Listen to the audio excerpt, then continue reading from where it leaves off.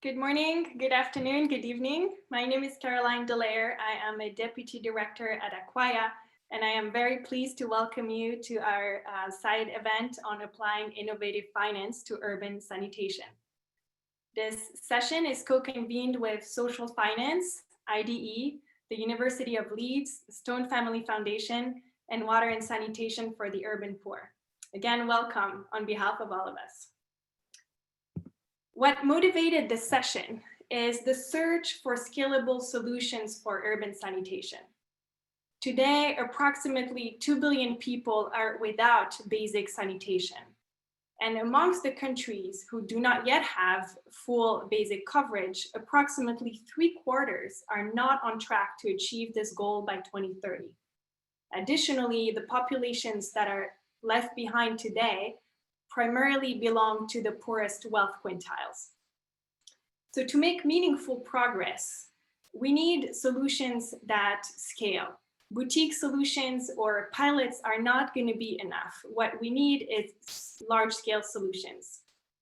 So in today's sessions, we're hoping to spark some ideas on how governments, donors, and development partners may address urban sanitation at scale with the help of innovative finance. Our session is divided into 3 parts.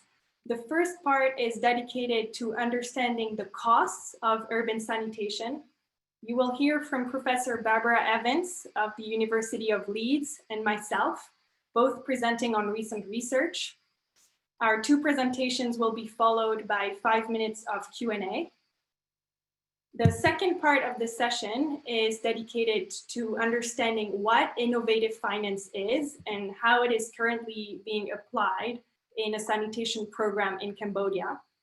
You will hear from Rob Mills, who is the director of the International Development Practice at Social Finance, and Greg Lestico, who is the Global WaSH Director at IDE. Again, their 2 presentations will be followed by a joint 5-minute Q&A session. And the third part of our session is going to be a group discussion into breakout rooms to discuss a specific case study, which is the provision of safe emptying services in the city of Kisumu, Kenya. So in my presentation in a few minutes, I will set the stage and give you some information about Kisumu, but you can find more in the 1-page information sheet that you can download right now from the files rubric in the platform. So just go ahead and download this. This is the document at the top. When it is time, we will ask you, so not now, only when we alert you, you will have to join a breakout room according to the first letter of your first name. You can see instructions here on the screen. And after 20 minutes of group discussions, you will come back to the main room to debrief. One other thing I would like to mention is that if you would like to submit a question on any of the talks, please use the chat in the Pathable platform.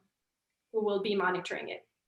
I think I've covered all logistics, and without further ado, I would like to welcome our first speaker, Professor Barbara Evans. Over to you, Barbara. Thanks, Caroline. So I'm just going to talk very briefly about one of the very important building blocks if we're going to talk about innovative financing is we need to know what we have to finance and what the cost would be. So I'm just going to briefly report on progress on the Cactus Project, which we did present last year at UNC. And this is a project which aims to answer the question, how much does urban sanitation cost?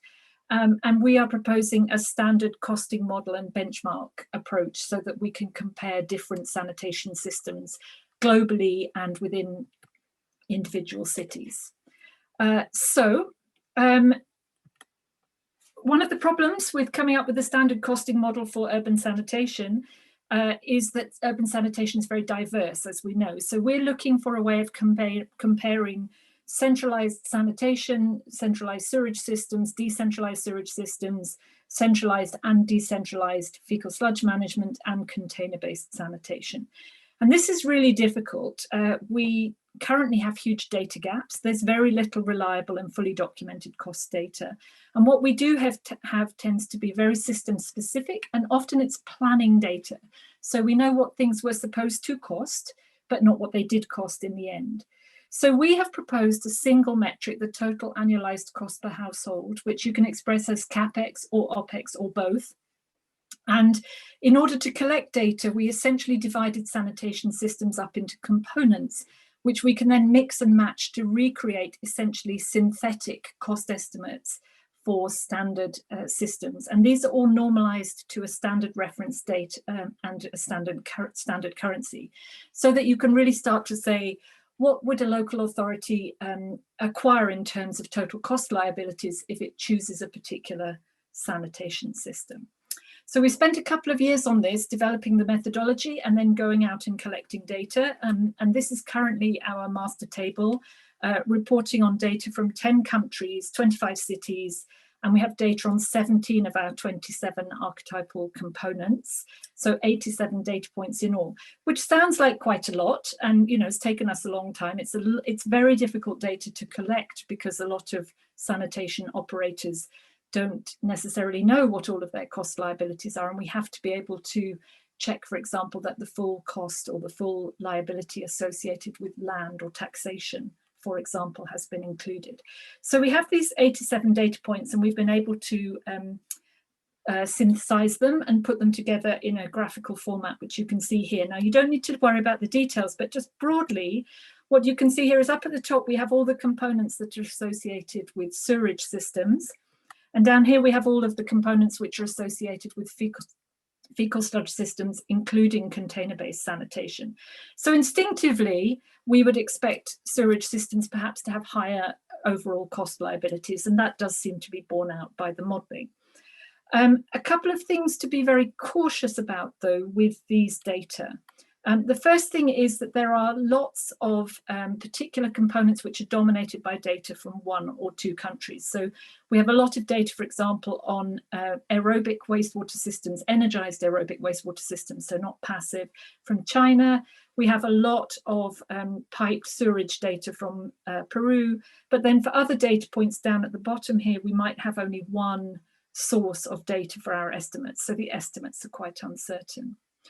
Another interesting finding, sorry, I'm just going to go back. Another interesting finding is that the operational liabilities for fecal sludge and for sewerage are quite similar, which is something that's quite important for local authorities to be aware of. What we can do with these data is pull them together to create synthetic systems. So this is just from the databases we currently have it, we're able to come up with essentially our best estimate of a typical cost and the range of costs for example, container-based systems with composting, on-site sanitation systems, either focused on just Africa or for the global data set, and compare those with, for example, a conventional pumped sewerage system. But we have to treat these data quite cautiously at the moment because the number of data points that we're using is really very small. What we're planning to do now is to increase the size of the database. We've established the methodology and we want to really be able to start creating parametric cost estimates of these synthetic systems. And to do that, we need a lot more data. So part of my job today is to get people excited about the fact that we have a standard methodology for reporting costs now. We want to increase the size of the database and we're looking for new partners. So I just wanted to mention that to everybody here. The data that we have already is quite powerful, and we can look, for example, we're just dealing with a data set that we've just acquired from Chile, for example, looking at what some of the cost drivers are specifically for sewer systems and for the size of wastewater treatment plants. I just want to mention that if anyone is interested in further information, please get in touch with us. We have a paper coming out very shortly which outlines the entire methodology. We're just revamping our website so it's easier to see the data. It will all be open access. This work was funded by the Bill and Melinda Gates Foundation, and also we're working with Citywise, and Ruthie, I think, is on the call to really improve the data entry protocol so that we'll be able to work with more partners in the future.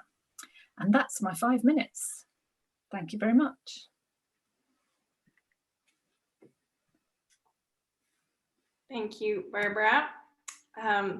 Hello again. For those of you who have missed the beginning of our session, my name is Caroline Delaire from Aquaya. Today, I'm going to present to you research that Aquaya did to understand how much providing safe sanitation for all in the city of Kisumu would cost. And this piece of research was funded by Water and Sanitation for the Urban Poor. So our first step was to estimate the magnitude of the sanitation gap in Kisumu, Kenya. So we used our survey data and the literature to estimate the number of households who are currently without adequate toilets, without adequate emptying services, and whose waste is not currently treated. So for toilets and emptying, we only counted households who live in LIAs, low-income areas, because we made the assumption that middle and high-income households can afford these products and services and therefore do not need external financing. And we were particularly in understanding the financing gap. What I mean by adequate toilet, the way we defined it is a toilet that is improved, on premises, and shared by a maximum of 3 households. So you will note that it is less strict than the basic sanitation definitions of the GMP, but we felt that for the short to medium term, this was probably a more realistic objective. So after establishing the sanitation gap, the question is, what would it cost to address all these gaps along the sanitation chain? Answering this question requires considering household subsidies that low-income households are going to need to access toilets and emptying services. Answering this question also requires considering the new municipal infrastructure that is needed to transport and treat the waste. And finally, it requires having a comprehensive understanding of cost that includes capital expenditure, operational expenditure, and capital maintenance. We considered several sanitation approaches in our analysis so that we could do a comparison. First, we considered on-site sanitation paired with safe emptying services provided either by formal manual emptiers wearing protective equipment and bringing the waste to the treatment plant, or vacuum truck operators. We considered sewerage paired with conventional wastewater treatment or stabilization ponds. And we considered container-based sanitation, which is a service where the household leases a toilet, a container-based toilet that is emptied frequently. And the treatment in this case was a thermal treatment system.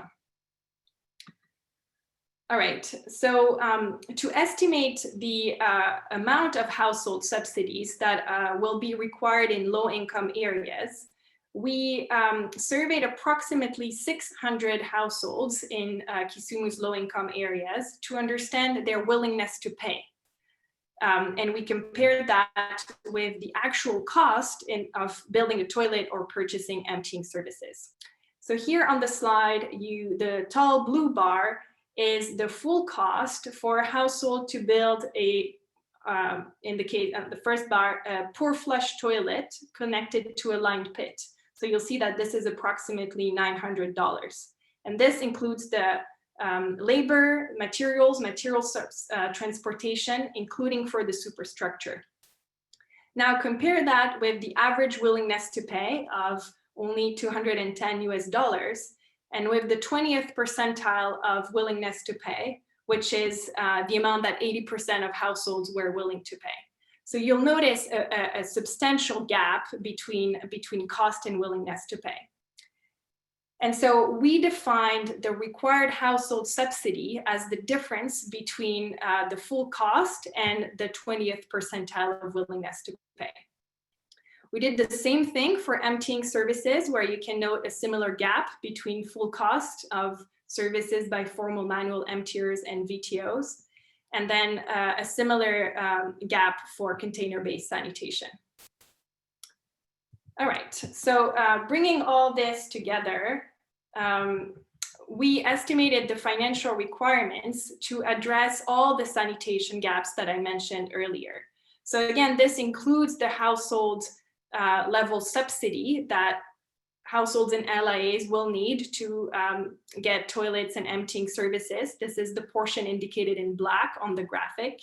And this also includes the new municipal infrastructure that is needed to transport and treat the waste. This is the portion in white, and it includes both capital operating expenses and capital maintenance.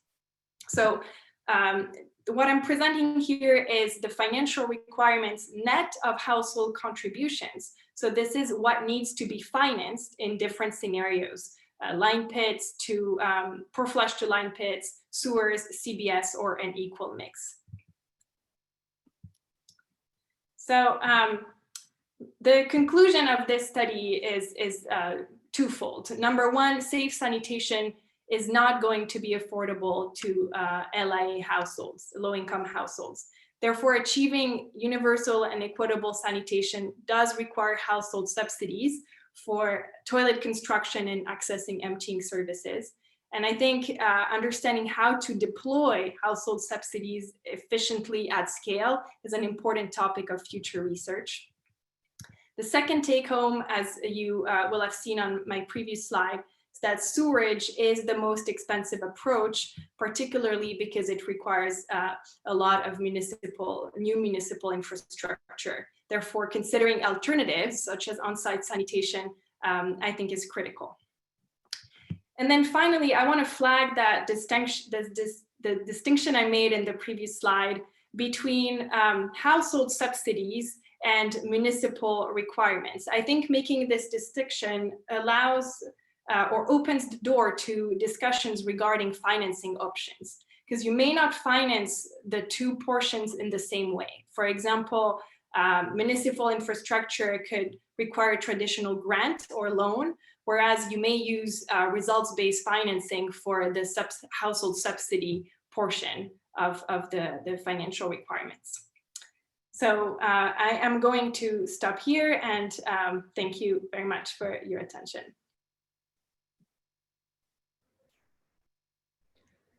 Great.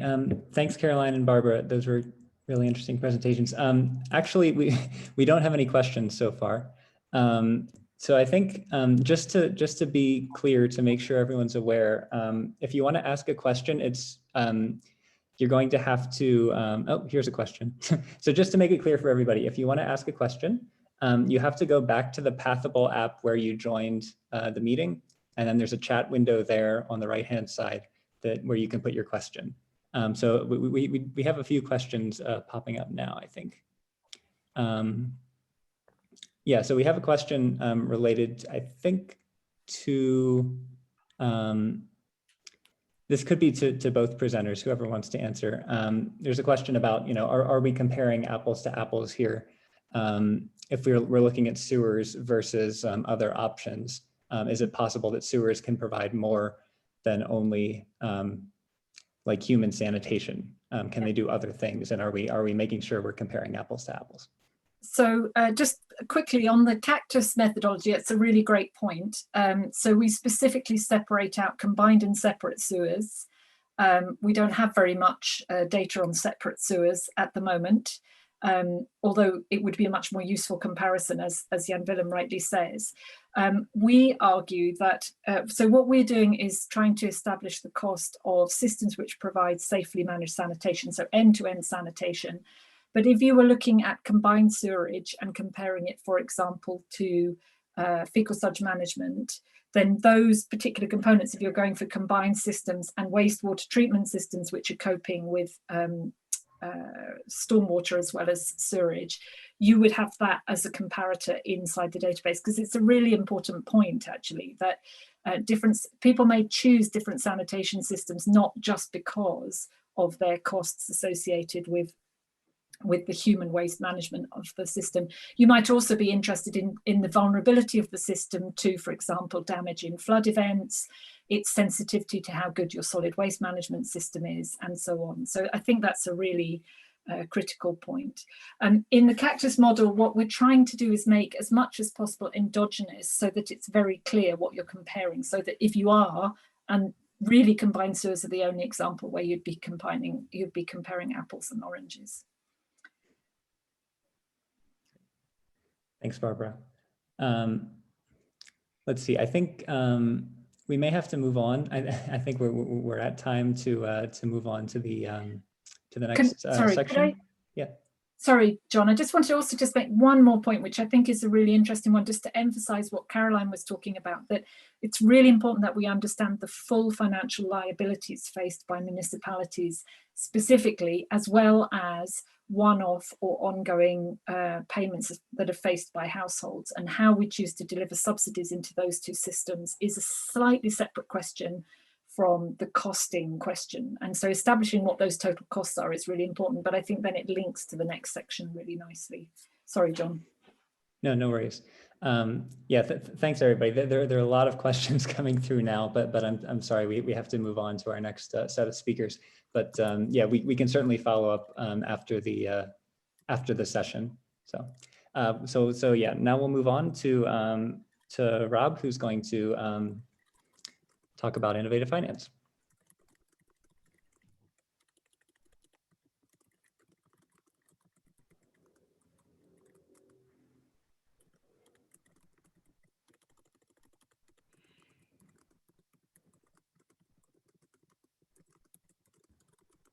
John, thank you. And I'm just checking you can A, hear me.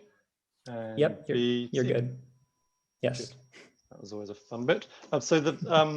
So far, hopefully it's been obvious that we're looking first at a comparison of different sanitation interventions and looking at the funding gap that might be there. And the second part of this session is to then look at how you fill that funding gap, and then specifically innovative finance. Does it have a role in these kind of sanitation challenges? So I made the mistake of Googling innovative finance at the weekend, and it kind of reminded me of how confusing this landscape is. So this was a kind of small subset of stuff that came up after about 5 minutes of Googling. And the point is, that's by no means a kind of universal list of different types of innovative finance. There will be others. But to try and make sense of that complexity, I'll give you a personal take on it, which is that these types of instruments really boil down to two things. One is around mobilizing additional resources to tackle some of these kinds of sanitation challenges. Of course, other sectors as well. And I've put what I think are the right ones in that bucket. And then, again, this is my personal take on things. The other reason to, the other way to sort of organize what these things are about is to say it's really about improving the efficiency and the effectiveness of aid. So all this set on the right-hand side here are types of innovative finance that have some public funding or grant funding somewhere in the mix. And from social finance's point of view, what we're really interested in is this side. So how innovative finance can really help better leverage aid or grant money to achieve the SDGs. It's not to discount the left-hand side of the additional resources, but that's a different presentation for a different time. I'm focused on how we make, essentially, get better bang for the buck from aid to tackle some of the challenges we've been talking about. There's also one in the middle, which is blended finance. There may be others that kind of also fit in the middle, but that's my kind of categorization for now. And then just really what I want to do in the next couple of minutes is to really talk through why we might use these approaches. So to borrow a phrase from architecture, form follows function. So the idea is that you don't start here by choosing an instrument, especially by thinking, oh gosh, what's the kind of trendiest innovative finance instrument out there? And instead, you think about what you're trying to achieve. Think about the function. What's the function of the funding that you're putting into play? So if you're interested in improving the effectiveness and efficiency of aid, and this is my focus for this presentation, I've suggested 5 reasons why innovative finance might be useful for you.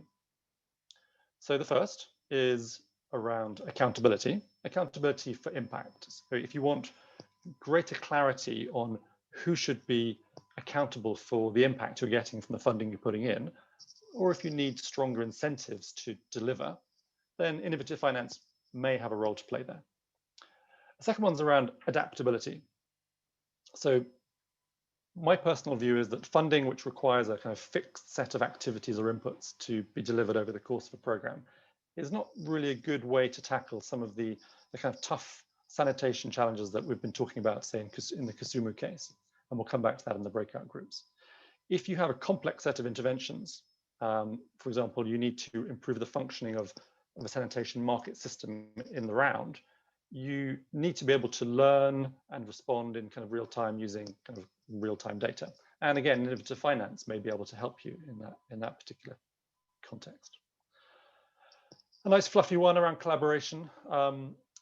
If aligning everyone in a complex program around a shared set of objectives is critical, in your sense, of how you're going to tackle a problem, again, innovative finance instruments can help encourage that kind of collaboration. Two more. One is around innovation. Sometimes a new intervention, something innovative, may not fit well with existing or traditional buckets of grant funding, or indeed there may not be any grant funding available. So some types of innovative finance can help put in place the funding to explicitly encourage innovation.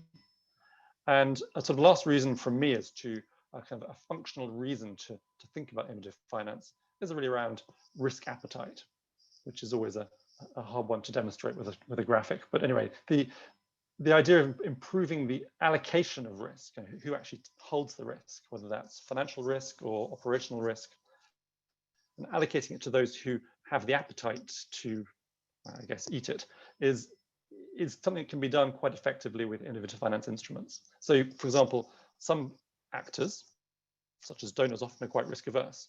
Other actors, such as investors, are by definition seeking some level of risk. So you can start to play with the instruments to meet different risk appetites. So just to really finish, those are 5 functions which might be important for your program to deliver what you want to deliver.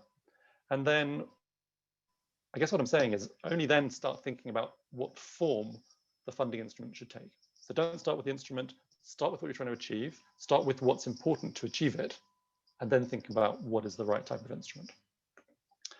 And the last word here is, in all these discussions, distinguish between the actual intervention to tackle the challenge. So in this case, we've been talking about FSM services, or the comparison between FSM and CBS and sewerage. So think about the intervention and then separate that from the role, if any, of innovative finance in delivering it.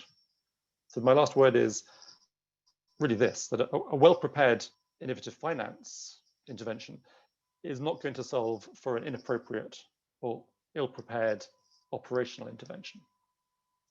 So I'll leave it there.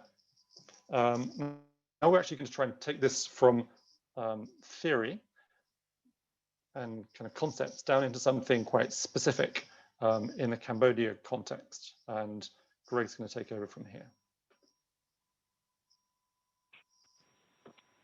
Great, thanks, Rob. Just confirming here, everybody can hear me okay? Yes. Yep, you're good, Greg. Okay, and everybody can see my screen after a brief delay? Looks good. Okay, great. Well, good morning, good afternoon, everybody. Close down my chat box here. Thanks so much for joining us today. Thanks to everyone for the great presentation so far. I'm going to, as Rob said, I'm going to spend a couple of minutes talking about a specific type of innovative financing mechanism, which is the Development Impact Bond. It was one of those word bubbles that Rob put up there. I'll talk a bit about the concept of impact bonds generally, and then I'll use the Cambodia Rural Sanitation DIB as a case study in Cambodia. As you'll see on this slide here, the key players in the Cambodia DIB are USAID, Stone Family Foundation, and ourselves, IDE, and I'll talk a little bit more about our respective roles here in a minute. So the Cambodia DIB was a big investment, or is a big investment, in IDE's sanitation marketing program in Cambodia. It's called the Sanitation Marketing Scale-Up Program, or SMSU. We've been going since about 2009, and since then the program's built a sanitation market, and we work through local businesses and entrepreneurs. And through the program, we've driven the sale of over 350,000 high-quality improved toilets in 7 rural provinces where we work. So during the first 2 phases of SMSU, We contributed to an increase in improved sanitation coverage from 29% in 2012, as you can see, to about 73% in 2020. Just a graphical representation of that here. So our goal in SMSU has always been to drive toward full coverage as quickly and efficiently as possible. So as we were looking back in 2017, 2018 at designing the third phase of the program, we knew that one of our primary targets was going to be helping a large number of villages reach ODF status. So as we neared the end of SMSU 2, we also knew we needed to evolve our model to reach those remaining non-toilet owners who were in large part harder to reach, poorer, and more marginalized. As you can see there, we knew that we'd need to adapt our program model. So in the early days of the development of the DIB, we worked with our longtime funding partner, Stone Family Foundation, and Social Finance to do an initial feasibility study for the Cambodia DIB. During that work, we identified a few programmatic challenges that we thought lend themselves well to a financing mechanism like a DIB. So first, we were looking to scale a relatively complex program with a lot of moving parts. Second, and probably more to the point, we knew that we were going to need to evolve, as I said before, in order to reach that target of universal coverage. We didn't really know exactly how that would work. And then finally, just given the geographic range of the program and the intensity of the intervention that we had, we knew we'd need substantial resources, and we also knew that those resources would need to be flexible. So it wasn't all challenges, though. Social finance was really helpful in allowing us to identify some key features of the SMSU program that could lead to a successful design of the DIB. So first, we worked together with Stone Family Foundation and then ultimately USAID to settle on a clear outcome metric, which, as you'll see, is ODF village claims. And that was both consistent with our aim as an implementer and also something we felt we could be reasonably held to account for.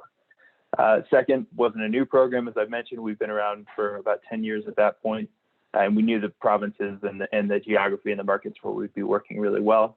And then finally, we'd invested heavily over the past several years in the internal infrastructure and kind of back-end systems so that we could easily track our progress on the ground. It's a really important part of running a DIB or any results-based mechanism. So with all that in mind, we entered the design phase of the DIB after doing that feasibility study. So just to note the key roles, I've talked about a DIB, but the key roles within a DIB. So the first is the implementer or the service provider, and that's IDE in this case. And we're responsible for delivering results and impact on the ground. The investor, which in this case is the Stone Family Foundation, is an investor. They provide upfront risk capital, and they're assuming a lot of the financial risk. And then the outcomes funder, which was USAID in this case, pays a per unit amount for each of the outcomes achieved.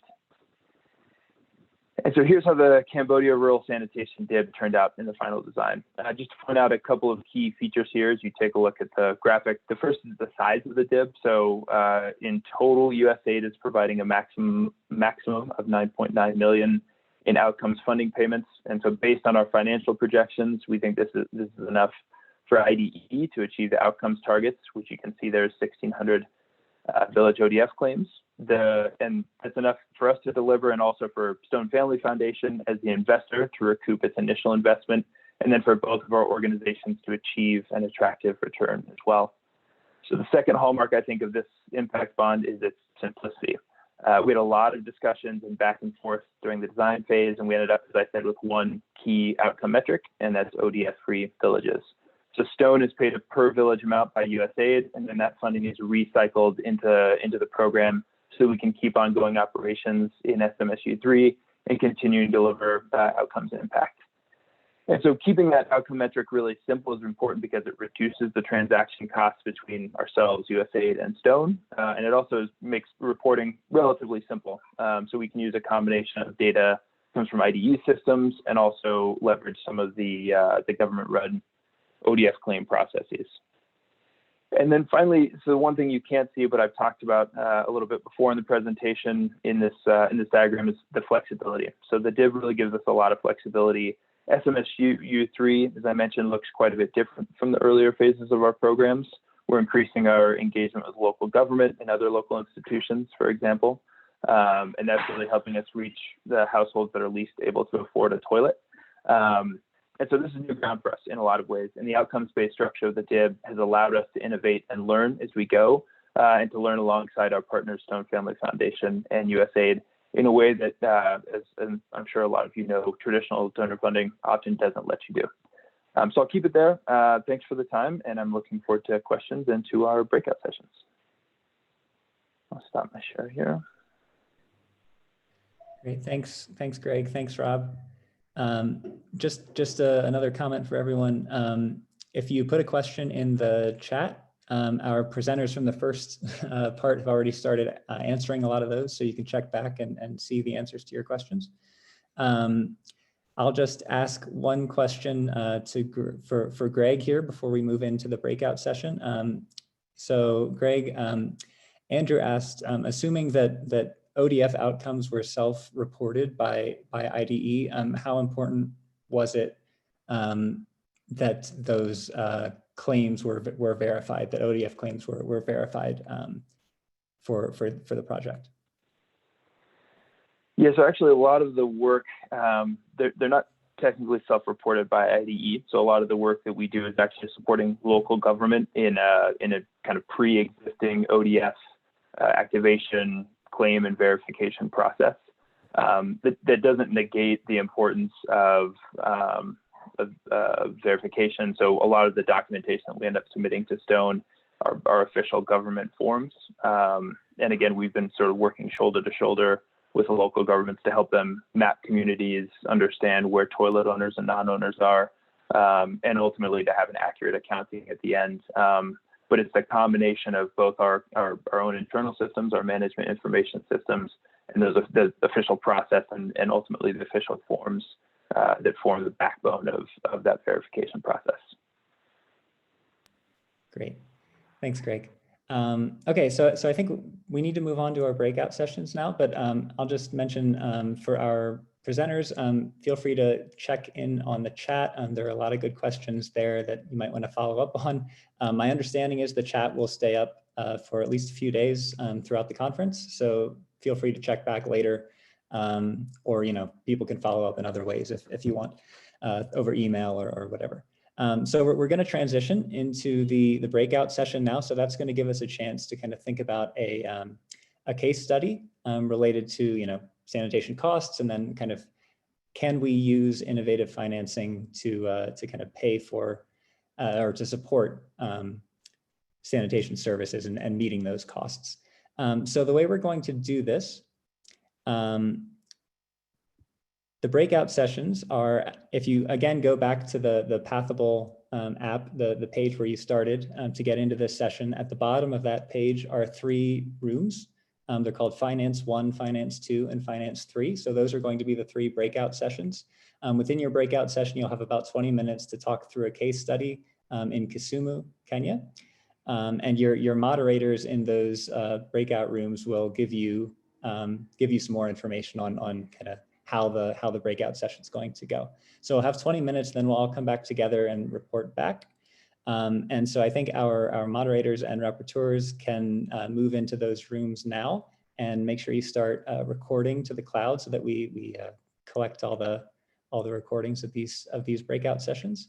And for everybody else, we'd like you to divide yourselves up by the first letter of your first name. So anyone whose name starts with A to E, you can go in Finance 1.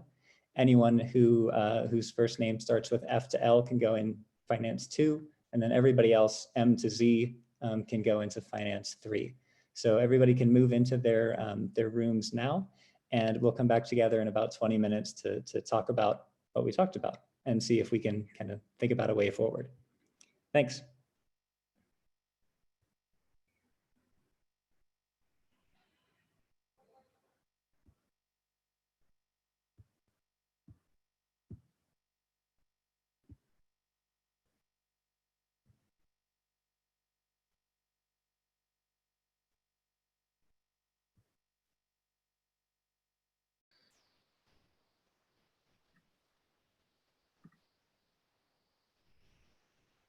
Welcome back, everyone.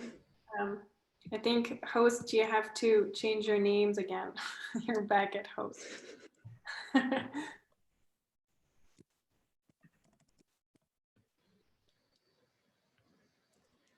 So I guess we can just give we can give folks a couple a minute or two to join back up here, and then we can start debriefing from the breakout sessions. Right. Yeah. Thanks.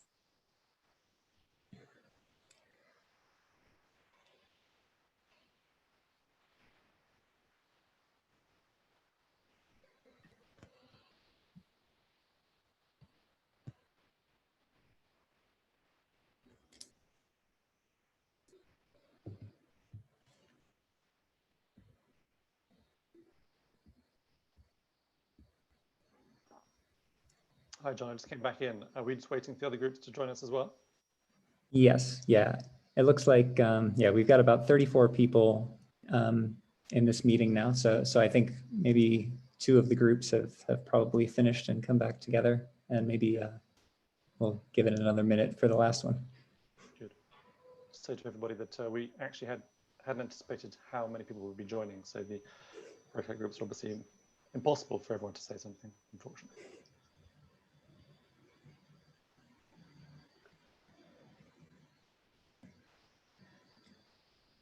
Oh yeah, and just to reiterate, as anyone who is a host rejoins, if you want your name to show up, you'll have to rename yourself once again.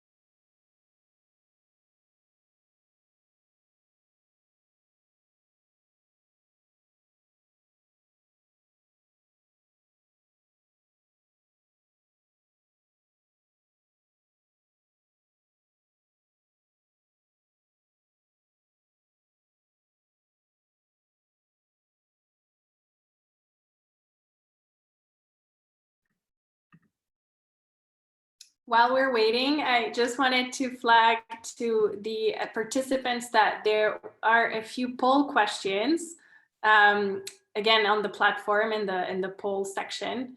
I see we have a few answers, but feel free to take part in that. Thank you.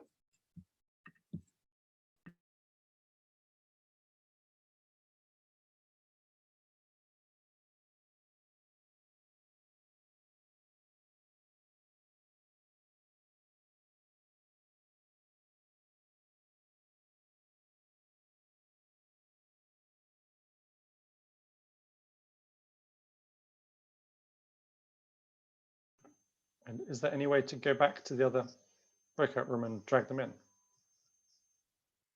I'll try to do that right now. Yeah, you can probably just go into it. I'll just go in and check for you and come back.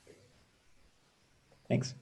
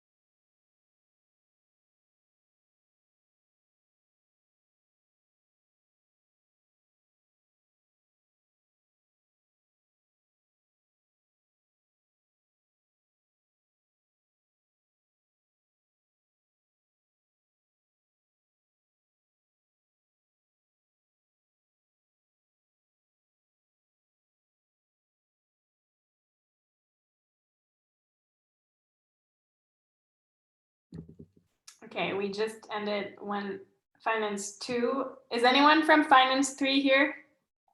Have you guys already closed? Yes, we're here. Okay, great. Thank you. I think we're all here then. Great.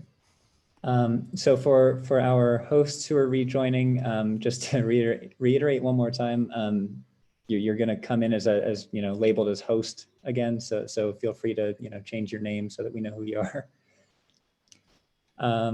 Great. So I think as everyone kind of trickles in here, we can start debriefing and kind of summarizing. The rapporteurs can summarize what was discussed in the different breakout sessions. So I'm happy to start with the first room, Finance 1. So in our room, we spent a decent amount of time talking about kind of whether or not there's a trade-off between kind of the goals of financial viability and sustainability and universal coverage for sanitation facilities and particularly safe emptying services. So we started off thinking maybe there is a trade-off there. We kind of came around to the idea that maybe there's not. Maybe under certain circumstances there can be room for example, public actors and private actors to work together. We have public actors whose primary goal is most likely safe emptying services, safe fecal sludge management for everyone in the city or in the given context. And then on the other hand, we have private operators whose primary goal is probably to stay in business and make sure that they're financially viable and that they're working with the people who can pay for their services. So we were thinking about can we structure subsidies in such a way? Can we structure financing in such a way that we can meet both of these goals together, to meet these public goals and these private goals together? And where we kind of ended up was thinking about how we might be able to leverage funding, given the distinguishing between funding and financing. How can we leverage funding to enable these public and private actors to find or identify feasible financing options for the services that they might be able to provide? Yeah, so that's sort of where our discussion went. So how about we switch to the second breakout room. And so the rapporteur there is Jessica. So Jessica, if you'd like to just kind of summarize your discussion, that'd be great. Sure, I'm just gonna share, I just took a few notes here. Can y'all see my screen? Yes, looks good. Yeah, can you maximize, do the presentation mode? Yeah. I'm attempting that, there we go. How about that? Great. Great, so yeah, we had a great discussion. I think I think we're hesitant to answer the question in a concrete way because there are so many factors here to consider, and maybe we're not all familiar with the specific context of Casumo itself. So in terms of the objectives of the program overall, there was a statement right away about these objectives really being intertwined, and that one is not possible without the other. I think that we didn't dig into that too much more, but I think that is true sort of in some ways. It's sort of a chicken and egg kind of dilemma here, that you really need both components and need to prioritize both as objectives. There was a comment that, the financing solutions are also sort of wrapped up in the technology that you choose and the combination of technologies that are chosen, as this has implications for the amount of funding that's required and the timing and the sequencing of that in case if there's upfront costs. And so being able to look into that in a more detailed manner will help inform what financing solutions you choose.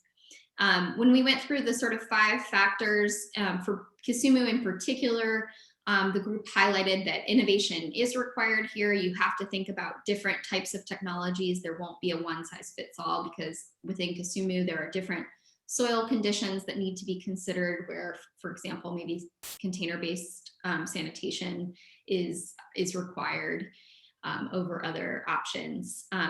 In addition, it was highlighted that accountability and collaboration are very important in this particular scenario. The idea that there is already a mandate within Kenya for sanitation, and so the role of the government is very important in Kisumu.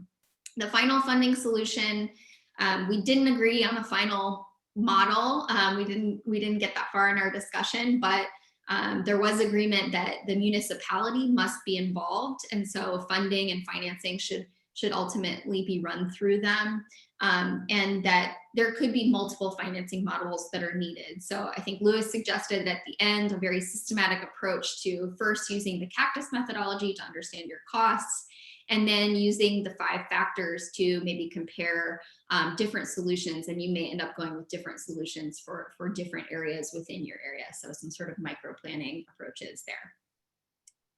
And that's all from our team. Great, thanks, Jessica. So our last group was room number 3, and that's Sam, who's reporting back. Yeah, hi everyone. So we spent some time also on this question of objectives and what the new funding should aim to achieve. So that was initially set out as there were 2 examples given around scaling up FSM providers so that they can achieve financial viability, juxtaposed against universal coverage. So the point was made by a number of participants that it's not either or, and we need to be supporting service providers to become financially viable, and viability in turn depends on reaching some level of coverage. So this is a feedback loop, and both of those targets need to be achieved. Then staying on this point of objectives, so we had a participant from Zambia who was reflecting on experience with peri-urban areas, for example, in Lusaka. So their formalized manual emptiers have a slightly larger role to play than currently in Kisumu. And the point was made that these entrepreneurs often lack entrepreneurial capacity in a sense. So some of these small scale businesses, one of the first things that is required is to support these providers to develop the skills to run businesses in a way that is profitable and that can achieve economies of scale. Then we moved on to the second point about how important are the following to achieve your objective: risk, innovation, adaptability, etc. But I think it's fair to say, and I hope, please come in, Sarah, if this is a distortion, the solution that we seem to be focusing in on was public finance and the role of government, and specifically the capacity of local government to support outcomes-based funding, results-based payments to service providers. So we started with the question, are subsidies best directed to businesses or to households, with the assumption being that those subsidies were essentially being directed as public finance.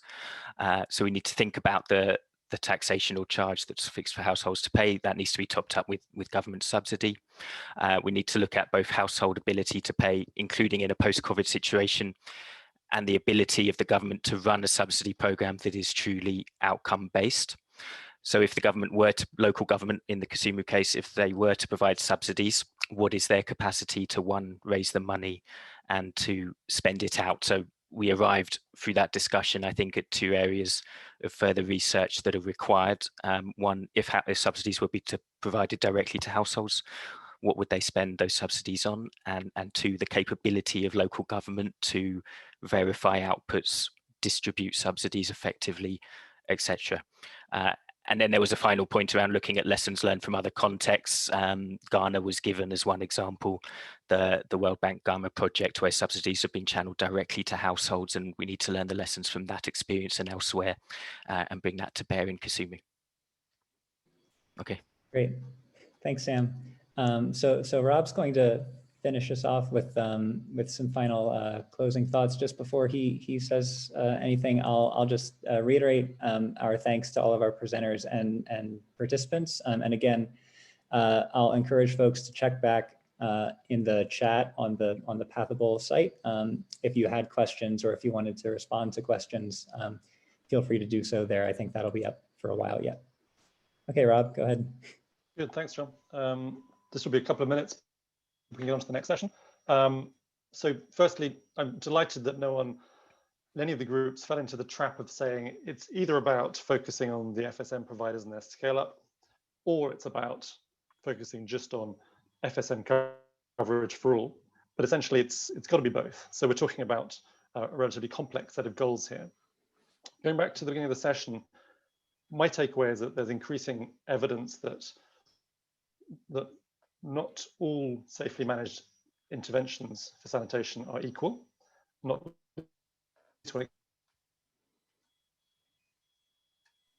and sewerage is looking expensive, but that in a way puts us into a more complex environment. We're looking at, when it comes to CBS providers, FSM providers, we're looking at a more complex market system. The role of demand and how consumers respond becomes increasingly important. We're looking at multiple actors, and municipalities have come out very strongly here, but also investors. So thinking about how a range of actors kind of get brought together and collaborate. And we're also talking a lot about things like how you target subsidies, how you deliver them, and how you monitor the results, all of which puts us in a more complex world. And I think what I would take away from this is that there is no one funding solution.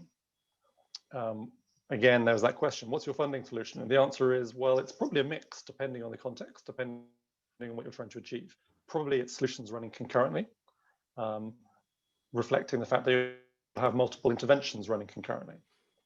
And my final word is, of course, the funding itself is just one part of this whole ecosystem. There's a whole other set of issues around governance, around the investment climate, around the regulatory framework, all of which are going to come together as well for more systematic intervention. So this has been a very useful deep dive on funding gaps and financing and the role of innovative finance. But of course, that's all part of a bigger picture. Okay, I think we have, if that's an acceptable summary for now, I think we've run over by 1 minute. And thank you to everyone for joining. And as John has said, the chat boxes remain open. Any follow-ups to the presenters will be very welcome. And Caroline, let's just say thank you to you and John for really pulling this all together. Thank you, everyone. Thank you for your participation and for starting an interesting debate. I hope we can continue these conversations offline. Definitely. Good. Thanks so much. Thanks, everybody. Enjoy the rest of the conference. Bye-bye. Thank you. Thanks, guys. See you in another session soon.